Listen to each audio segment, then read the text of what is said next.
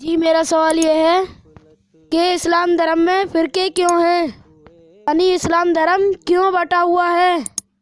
آسان طریقے سے سمجھائیں۔ بہت اچھا سوال کیا ہے کہ اسلام دھرم میں فرقے کیوں ہیں اور لوگ الگ الگ طریقوں پر کیوں چلتے ہیں۔ اسلام دھرم میں لوگ کیوں بٹے ہوئے ہیں؟ کوئی دیوبندی کہتا ہے، کوئی بریلوی کہتا ہے، کوئی اہل حدیث کہتا ہے، کوئی قادیانی کہتا ہے، کتنے سارے فرقے ہیں ہم دیکھ رہے ہیں۔ تو یہ کیوں بٹے ہوئے ہیں؟ دیکھیے، دنیا کے سارے انسان ایک ماں باپ کی اولاد ہیں۔ اسلام میں فرقے بھی ہیں اور پوری دنیا میں جتنے بھی انسان ہیں ہم دیکھ رہے ہیں دھرموں میں اور فرقوں میں بٹے ہوئے ہیں، جبکہ سب کا مالک ایک ہے۔ سارے انسان ایک جاتی کے ہیں، ایک مرد ایک عورت کی اولاد ہیں، آدم علیہ السلام کی اولاد ہیں۔ دراصل بات یہ ہے کہ اللہ تعالیٰ سنسار کا سچا مالک، انسانوں کا سچا بنانے والا، انسانوں کا امتحان لے رہا ہے۔ سنسار کا مالک ایک ہے، اس کا سچا راستہ بھی سب کے لیے ایک ہی ہے، انیک نہیں ہے۔ جب سب کے مالک انیک نہیں ہیں، جتنے بھی دھرم الگ الگ دھرموں والے ہیں، فرقے والے ہیں، جب سب کا مالک انیک نہیں ہے، سب کے مالک انیک نہیں ہیں، ایک ہی مالک ہے سب کا، تو سب کا راستہ اس مالک کا دیا ہوا راستہ بھی ایک ہی ہے۔ سب کے لیے ایک ہی قانون ہے، انیک نہیں ہے۔ اب اس قانون کو دنیا میں کیسے پہچانیں؟ پہچاننے کا آسان طریقہ ہے کہ ایشور نے، اللہ نے جو ہماری رچنا بنائی ہے، اسی رچنا کے آدھار پر ہمیں پوری طرح برائی سے بچانے کا اور اچھائی پر چلانے کا یہ قانون ہے اللہ کا، جو اسلام میں بتایا گیا ہے۔ اب دیکھیے، ہم یہاں پر غور کریں، جو قرآن مجید میں سنسار کے سچے مالک نے فرمایا، وہی محمد صلی اللہ علیہ وسلم نے پورا کر کے دکھایا، اس حکم پر چل کے دکھایا، اور ساری دنیا کے انسانوں کو بتایا کہ دیکھو، جس نے تمہیں پیدا کیا ہے، جس اللہ ایشور نے تمہیں پیدا کیا ہے، یہ قانون اسی کی رچنا پر آدھارت ہے جو تمہارے اندر اس کی رچنا ہے، پوری طرح برائی سے بچانے کا اور اچھائی پر چلانے کا۔ مرنے کے بعد وہی کامیاب ہوگا جو اپنی آتما کو، اپنے شریر کو برائی گندگی سے پاک کر کے مرا، اور ناکام وہی ہوگا جو مرنے کے بعد اپنی شریر کو، اپنی آتما کو برائی کی گندگی سے گندا کر کے مرا۔ تو محمد صلی اللہ علیہ وسلم نے فرمایا کہ میرے طریقے پر چلو ہیں۔ ہاں، اب ان کا صحیح طریقہ کیا ہے؟ اس میں بھی لوگوں نے ملاوٹ کر رکھی ہے۔ دیکھیے، قرآن مجید ایک سرکشت کتاب ہے، جو حدیث، جو ان کا طریقہ قرآن سے میچ کھاتا ہو، بات سمجھیں، جو ان کا طریقہ قرآن سے میچ کھاتا ہو اور قرآن کی آیت ان کے طریقے سے میچ کھاتی ہو، وہ بالکل سچا طریقہ ہے ان کا۔ جو قرآن سے میچ کھاتی ہے اس کو کہتے ہیں صحیح حدیث۔ اب تم کہو گے بھئی یہ سمجھنا تو بہت کٹھن ہے، بہت آسان ہے۔ آپ دل سے اللہ کو پانا چاہیں، اس کو راضی کرنے کی نیت بنائیں، شدھ بھاونا لے کر اللہ کو پانا چاہیں، تو اللہ تعالیٰ، پھر اللہ سے آپ ڈریں، پھر اللہ تعالیٰ آپ کے اندر ایک کسوٹی پردان کر دے گا۔ کسوٹی کا مطلب ہے سچ اور جھوٹ کو چیک کرنے والی چیز ہے۔ تو اللہ تعالیٰ آپ کے اندر کسوٹی پردان کر دے گا، یعنی سچ اور جھوٹ کو ناپ تول کر جاننے کی سمجھ دے گا۔ پھر آپ سمجھ جائیں گے کہ یہ سچا راستہ ہے اللہ کا اور یہ شیطان کا غلط راستہ ہے۔ جب آپ اللہ کو پانے کی اپنی شدھ نیت کریں گے کہ مجھے پوری طرح سے برائی سے بچنا ہے اور پوری طرح اللہ کو راضی کرنا ہے اچھائی پر چل کر، تو اللہ تعالیٰ آپ کے سامنے پھر راستہ کھول دے گا، سچ اور جھوٹ آپ کو دکھائے گا۔ اسی کو ہدایت کہا گیا ہے اسلام میں، کہ اللہ اپنا سچا راستہ دکھاتا ہے ان لوگوں کو جو اللہ کو پانا چاہتے ہیں، جو اس کو راضی کرنا چاہتے ہیں۔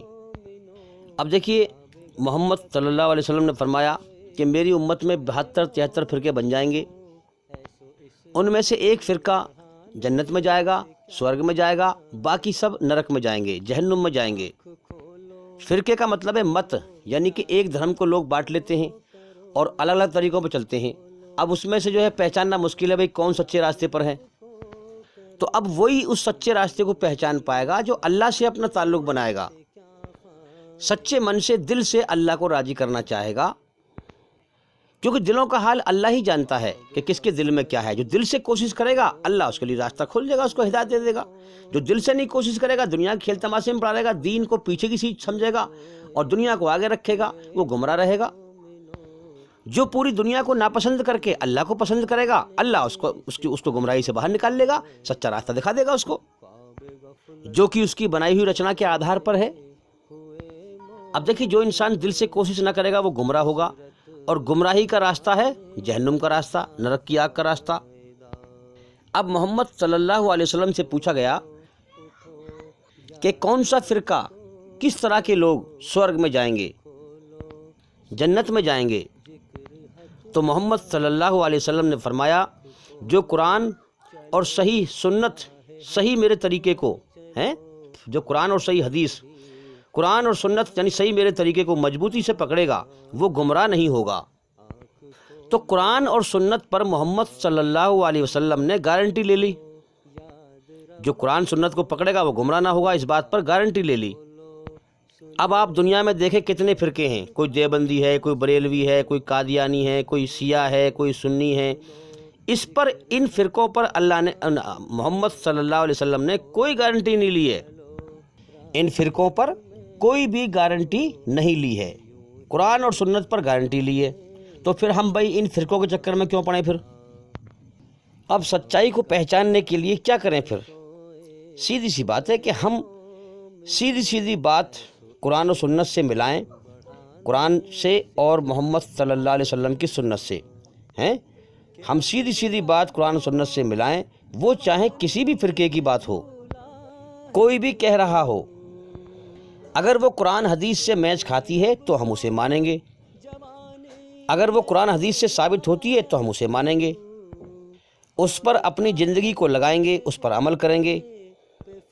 اور اگر قرآن حدیث سے ثابت نہیں ہوتی ہے، میچ نہیں کھاتی ہے، تو ہم اسے نہیں مانیں گے، چاہے وہ کسی کی بھی بات ہو۔ اب اس کے لیے ہمیں قرآن و سنت کا صحیح علم عیسوی رچنا کے آدھار پر سمجھنا پڑے گا۔ میرے بھائیوں، جس مالک نے جیون دیا ہے، کھلا رہا ہے، پلا رہا ہے، جیون جینے کے سارے سادھن دیے ہیں، کم سے کم اس کا اتنا تو احسان مانیں کہ اس کی کھوج کریں، سچ اور جھوٹ کی تحقیق کریں۔ اب جو انسان اللہ کا احسان مان کر اس کی قدر کرے گا، اس کی قدر کر کے اللہ کی کھوج کرے گا، سچ اور جھوٹ کی تحقیق کرے گا، وہ گمراہ نہ ہوگا، اللہ اسے راستہ دکھا دے گا، اسے اللہ کی ہدایت مل جائے گی، وہ نرک کی آگ سے، جہنم سے بچ جائے گا۔ اور جو اللہ کی ناشکری کرے گا، دنیا کے کھیل تماشے میں لگا رہے گا، جیون کے سمے کو برباد کرتا رہے گا، اللہ کی ناشکری ناقدری کرے گا، وہ قرآن و سنت کو نہیں سمجھے گا، سیدھی سی بات ہے، وہ گمراہ ہو کر مر کر نرک کی آگ میں چلا جائے گا، جہنم میں چلا جائے گا۔ اب یہاں پر ایک سوال اٹھتا ہے کہ جو انسان چلو تھوڑا بہت پڑھا لکھا ہے وہ تحقیق کر لے گا، لیکن جو بالکل ان پڑھ ہے اس کو کیسے راہ ملے گی اللہ کی؟ بالکل سیدھی سی بات ہے، کیونکہ اس دنیا کے اندر نقلی مولوی زیادہ ہیں اور اصلی کم ہیں، لیکن اصلی بھی ہیں جو صحیح بات بتا رہے ہیں۔ تو جب انسان سب کی بات سنے گا تو اس میں سے صحیح بات کو پہچان لے گا کہ کون صحیح بات کہہ رہا ہے، کون غلط کہہ رہا ہے۔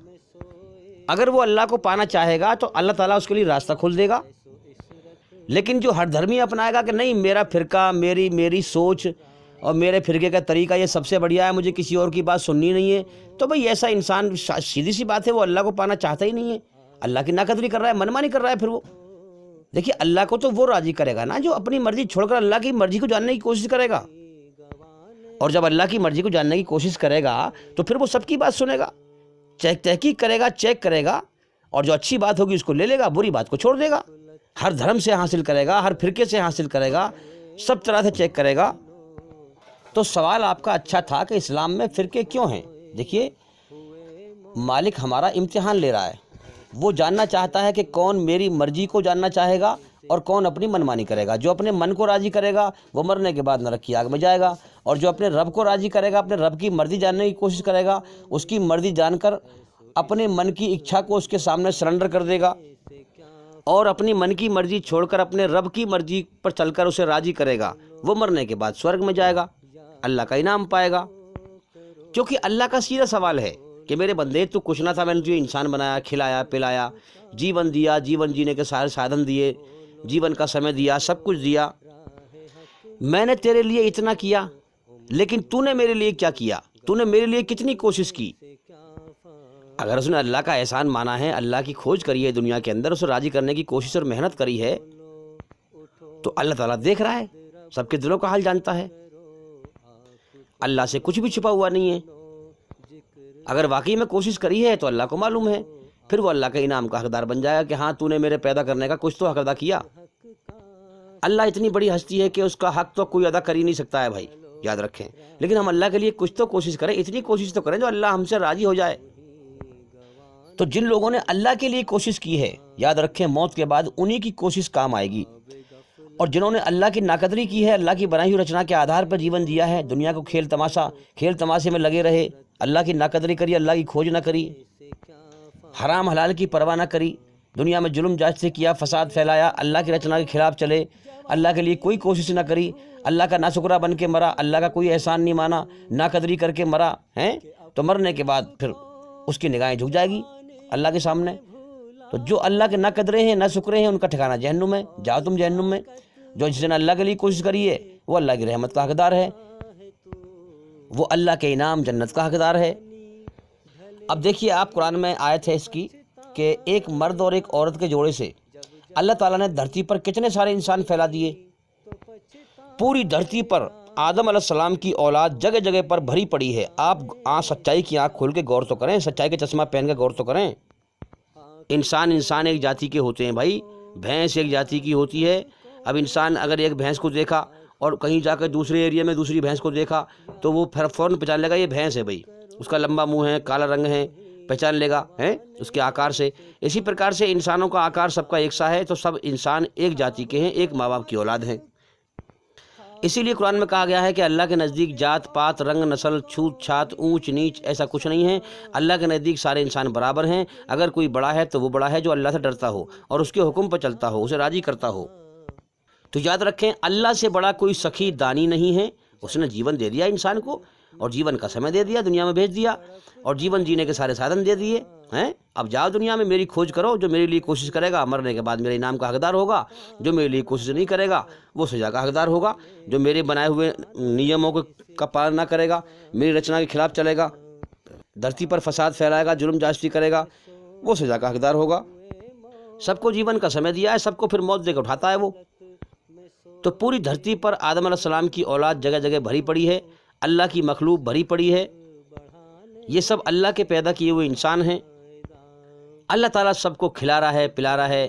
کتنے انسان بھرے پڑے ہیں، سب کو زمین میں سے پیدا کر رہا ہے کھانے پینے کے لیے۔ اب اللہ ان کو کھلاتا ہے، پلاتا ہے، پھر دیکھتا ہے کہ کون میری طرف دھیان لگا کر مجھے راضی کر کے مر کے دنیا سے ایمان لے کر آتا ہے یا نہیں آتا ہے، ایماندار بن کے آتا ہے کہ نہیں آتا ہے، سچا انسان بن کے آتا ہے کہ نہیں آتا، مجھے راضی کر کے آتا ہے کہ نہیں آتا۔ تو میرے بھائیوں، اپنی عقل کو کھولو، اچھائی برائی برابر نہیں ہے۔ اچھائی پہ چلنے والا ہی مرنے کے بعد کامیاب ہوگا، اور برائی پہ چلنے والا مرنے کے بعد ناکام ہوگا، جو ایشوری رچنا کے خلاف چلے گا۔ اسی لیے قرآن حدیث کی روشنی میں کہا گیا ہے کہ اچھائی برائی برابر نہیں ہے۔ جو لوگ سچائی کو سمجھ چکے ان سے کہا جا رہا ہے کہ اگر تم برائی کا جواب برائی سے دو گے، بات سمجھے غور سے، اگر تم برائی کا جواب برائی سے دو گے تو اچھائی برائی میں فرق کیسے لوگوں کو معلوم ہوگا؟ بھائی برائی کی پہچان ہی سچ ہے، برائی کی پہچان ہی اچھائی ہے، ہیں؟ اور جھوٹ کی پہچان ہی سچ ہے۔ برائی کو جاننے کا طریقہ کیا ہے؟ اچھائی ہے، اور دونوں کی جو ہے رچنا اللہ نے ہمارے اندر بنائی ہے۔ اپنی اچھائی میں سکون رکھا ہے، شیطان کی برائی سے بے چینی رکھی ہے، نفرت رکھی ہے۔ تو اگر تم برائی کا جواب برائی سے دو گے تو پھر عام لوگوں کو کیسے معلوم ہوگا کہ اچھائی برائی کیا ہے؟ اس لیے برائی کا جواب اچھائی سے دو تاکہ امن شانتی قائم ہو اور عام لوگ سچ اور جھوٹ کو سمجھ سکیں۔ اسی بات پر نبی عمل کرتا ہے دنیا میں آ کر، اسی لیے لوگ سمجھ جاتے ہیں کہ نبی سچا پیغام سنا رہا ہے، سچ بول رہا ہے، برائی کا جواب اچھائی سے دے رہا ہے۔ اب دیکھیے، ہمیں اپنے اندر اچھائی برائی کو سمجھنے کے لیے ہمارے من میں پہلے برائی کا خیال آئے گا ہے کہ فلاں غلط کام کر، پھر اچھائی کا خیال آئے گا کہ نہیں اسے مت کر، اس کا انجام برا ہوگا۔ یہ ہمارے اندر ایشوری رچنا میں ہے، یہی ہمارا ٹیسٹ ہے۔ اب زیادہ تر انسان کیا کرتے ہیں، وہ فوراً سے جو ہے برائی پر چلنا شروع کر دیتے ہیں اور اچھے خیال کو دبا دیتے ہیں۔ اس لیے لوگ نقصان اٹھاتے ہیں اور گمراہ ہو جاتے ہیں اور مرنے کے بعد نرک کی آگ میں جاتے ہیں۔ اب دیکھیے اس مثال کو سمجھیں ہم۔ اس مثال سے سفر میں گاڑی تیز چلانے سے بہت بہتر ہے کہ ٹائم سے پہلے گھر سے نکلو۔ سمجھ میں آ رہی ہے بات؟ اسی پرکار سے جب بھی آپ کے من میں برائی کا خیال آئے تو آپ ایک دم رفتار سے مت چلو، اس پہ آپ رکو، تھوڑا سا وقت دو، تھوڑا سوچو، تھوڑا سمجھو کہ مجھے کس راستے پہ چلنا چاہیے۔ جب آپ سوچیں گے، آپ برائی سے بچنا چاہیں گے تو اللہ تعالیٰ آپ کے من میں برائی کا خیال ڈالے گا۔ اللہ سے دعا کریں گے اللہ مجھے برائی سے بچا لے، تو اللہ آپ کو بچا لے گا۔ تو جو انسان اللہ کو راضی کرتا ہے، اللہ سے معافی مانگتا ہے وہ انسان مومن بن جاتا ہے، ایمان والا بن جاتا ہے، ایماندار بن جاتا ہے، سچا انسان بن جاتا ہے۔ جب انسان پوری دنیا کی چیزوں کو ناپسند کر کے اللہ کو پسند کرتا ہے، اللہ کو راضی کرنے کے لیے جیتا ہے، تو وہ مومن ہوتا ہے۔ اور مرد مومن کی نشانی یہ ہے کہ مرتے وقت اس کے ہونٹوں پر مسکراہٹ ہوتی ہے۔ کیوں؟ کیونکہ مرنے کے بعد اسے اللہ تعالیٰ آزاد کر دیتا ہے ہر دکھ سے، ہر غم سے، ہر ڈر اور غم سے۔ تو میرے بھائیوں، ہم سچ اور جھوٹ کی تحقیق کریں، اپنے مالک کی مرضی کو جانیں۔ اب آپ دیکھیں، جب جو انسان دل سے کھوج کرے گا وہی پہچانے گا۔ فرقوں میں کتنی ساری باتیں، جو لوگ بٹے ہوئے ہیں یہ فرقوں میں کتنی ساری باتیں ایسی ہیں جو قرآن و سنت کے خلاف ہیں۔ قرآن مجید اللہ کی کتاب اور محمد صلی اللہ علیہ وسلم کے طریقے کے خلاف ہے۔ کتنی ساری باتیں ایسی ہیں جو قرآن اور سنت کے خلاف جا رہی ہیں، جو علماء کہلانے والے لوگ بیان کر رہے ہیں، جو اپنے آپ کو دھرم گرو کہہ رہے ہیں، وہ بیان کر رہے ہیں، بتا رہے ہیں، اور کتنی ساری انسانوں کی بھیڑ آنکھ میچ کر ان کی باتوں کو مان رہی ہے۔ تو اس کا مطلب یہ ہوا کہ ان دھرم گروؤں کو، ان نقلی مولویوں کو لوگوں نے اپنا رب، اپنا خدا بنا لیا۔ کیونکہ حرام حلال، اچھائی برائی، اچھائی پہ چلنے کا، برائی سے بچنے کا، حرام حلال کا آدیش دینے کا ادھیکار تو صرف اللہ ہی کو تو ہے۔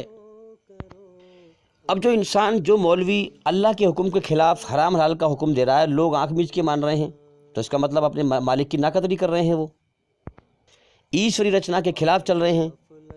تو وہ رب کی مرضی کہاں جاننا چاہ رہے ہیں؟ انہوں نے تو اپنا رب اسی مولوی کو بنا لیا، اسی دھرم گرو کو بنا لیا۔ تو میرے بھائیوں، اسی لیے فرقے ہیں، کیونکہ اللہ تعالیٰ امتحان لے رہا ہے۔ وہ جاننا چاہتا ہے کہ کون میری مرضی پہ چل کر جیون جی کے آئے گا اور کون اپنی منمانی کر کے آئے گا۔ اللہ نے چھوٹ دے رکھی ہے سب کو، اسی لیے ہم دیکھ رہے ہیں کہ لوگ دنیا میں اپنی منمانی کر رہے ہیں۔